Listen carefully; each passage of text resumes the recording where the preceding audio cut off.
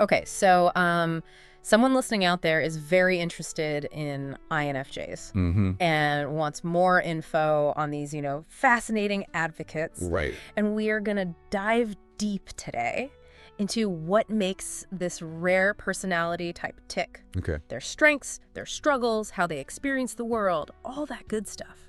Yeah, and that rarity you just mentioned, I think, is something that really draws people in. Right. When you're talking about 1 to 3% of the population, Oh, yeah. it makes you wonder, like, what's going on Yeah. in that intricate inner world of theirs? Oh, for sure. One of the first things I noticed looking at all this is how often words like insight and empathy come up.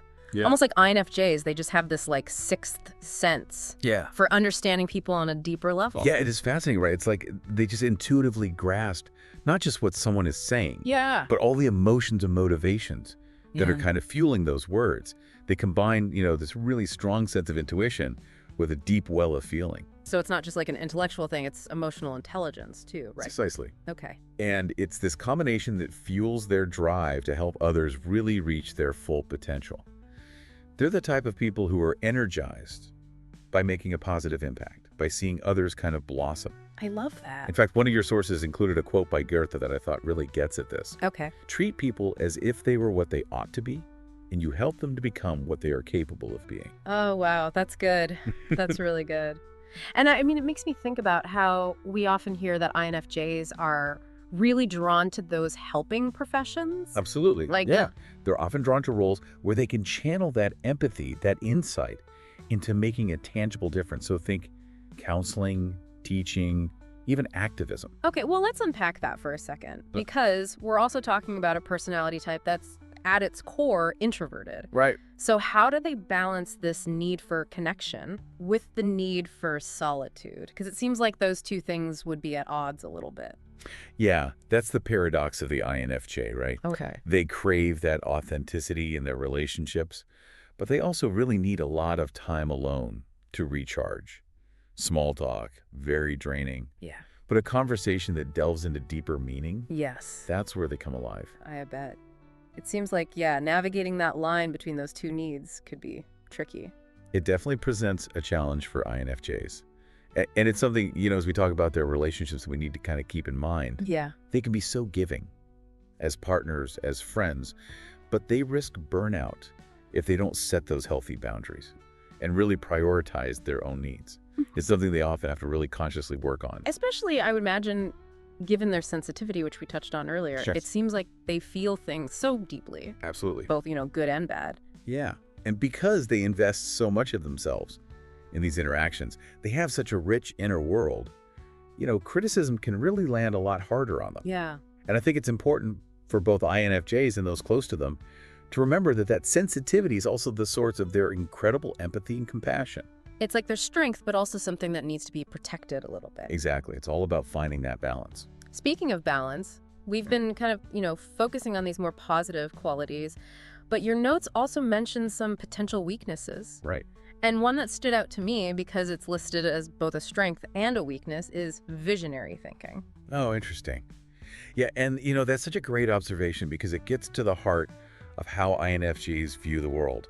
On one hand, this visionary thinking allows them to see possibility that others might miss. Totally. They can envision a better future Yeah. and inspire others to work towards it. Like Gandhi. He was a visionary leader, right? Exactly. But at the same time, it can also be really challenging if that vision becomes too rigid. Right. The world rarely unfolds perfectly according to plan. Yeah. And for an INFJ, that disconnect between their ideal and reality can be really hard. Totally. And I'm guessing that's where the perfectionism comes in Yes. that we see in some of this material. And it makes sense when you think about how deeply they care Yeah. about living a meaningful life. Yeah. They hold themselves to such incredibly high standards, which, again, could be a double-edged sword, right? Yeah. On one hand, it can fuel their dedication, Yeah. their passion, but it can also lead to burnout or even self-sabotage if those standards feel unattainable. Yeah, it's almost like they need to learn how to channel that idealism in a healthy way. Absolutely. To find that sweet spot between, dreaming big, but also accepting the reality Right. of, life and how messy it can be. Yeah, it's a lifelong journey for many INFJs. Yeah. Learning to manage that inner critic and embrace imperfection. Which, is interesting because we keep coming back to this idea of the INFJ inner world. Yeah. This depth of thought Right. and feeling. Yes. And this term that comes up a lot is introverted intuition. Yes. Can you break that down for us in a way that makes sense? Like, what does that actually look like in practice? Yeah, it's almost like having a built-in radar Okay. for these hidden meanings, these connections, Okay. constantly searching for the why behind everything. I like that. Piecing together these patterns that other people just miss entirely. So they're not just like taking information at face value. No. They're really digging deeper, looking for the meaning behind it. Exactly. And actually, one of your sources mentioned the work of neuroscientist Dario Nardi, Okay.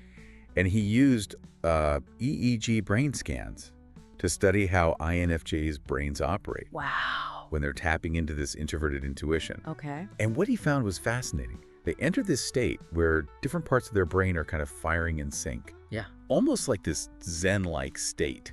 Real. And it allows them to access these really profound insights. So there's like a neurological basis for this. It's Yeah. not just like an abstract concept, It's like their brains are wired for those aha moments. Wow.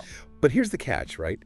Those insights can be difficult to articulate. Yeah, I bet. It's like, how do you explain a dream to somebody? Right. The meaning is crystal clear to you, Yes. but actually translating it into words Totally. can feel impossible. Yeah, and and given what we talked about with their sensitivity to criticism, Right. I would imagine that just adds another layer of complexity to that. Absolutely. Where they might hesitate to share those insights even if they could find the words. Right. And that is a common struggle for INFJs. They might hold back, Right. revealing their deepest thoughts and feelings Yeah. only to those they really, really trust. Yeah, It's a way of protecting that vulnerable inner world. for sure. Which makes it all the more important to find those relationships. Absolutely. Those safe spaces where they can be themselves. Yeah, feeling understood is essential for an INFJ to thrive. Yeah. And it's not just about, finding people who agree with them on everything. Right. It's about connecting with those who appreciate their unique perspective For sure. Yeah. and value their contributions. Well, and earlier we were talking about how INFJs can really struggle with perfectionism. Right. And it seems like, finding that balance between striving for excellence, Yeah, but also embracing imperfection. absolutely. That would be crucial. Yeah, it's a continuous balancing act. Yeah. And it often involves, challenging those deeply ingrained beliefs Yes. that their worth is tied to their achievements. So, like, what are some ways that INFJs can navigate those perfectionistic tendencies? Is it about, like, setting realistic expectations, practicing self-compassion, that kind of thing? Yeah, those are both great starting points. Learning to set healthy boundaries is also really crucial Okay. because they are naturally giving people, Yeah. often putting others' needs before their own. But if they're constantly pouring from an empty cup, Right. they're going to burn out. Totally. Which could then lead to, that cycle of self-criticism that we talked about earlier. Exactly. It's almost like they need to give themselves permission Yes. to prioritize their own well-being. Yeah, you've hit the nail on the head. It's about recognizing that self-care isn't selfish. Right. It's essential For sure. for them to show up Yeah. and make the impact that they're capable of. Yeah. And, it's not just about bubble baths and face masks, No. right? It's about, setting those boundaries, saying no when they need to, Right. carving out time for activities that nourish them. Absolutely. Whether it's, spending time in nature or losing themselves in a good book or connecting with loved ones. Yeah. INFJs really need to find those practices that replenish their energy Yeah. and bring them back to center. One thing that I thought was interesting looking at some of these sources was how often creativity was mentioned Right. as like a strength for INFJs.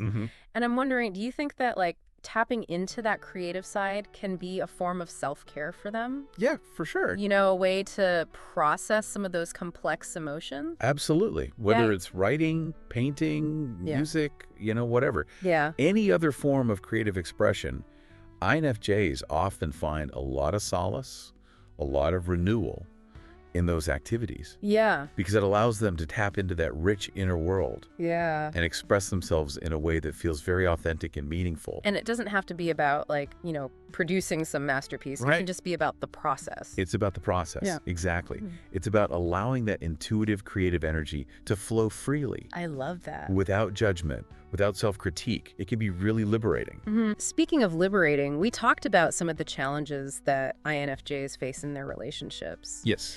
Do you think those same things, do they play out in their work lives as well? We've talked about how much INFJs, they really value authenticity, depth in their connections. I'm wondering, like, finding that in a work environment seems like that could be tricky. It is, and it's a key ingredient for them to really thrive professionally. Yeah.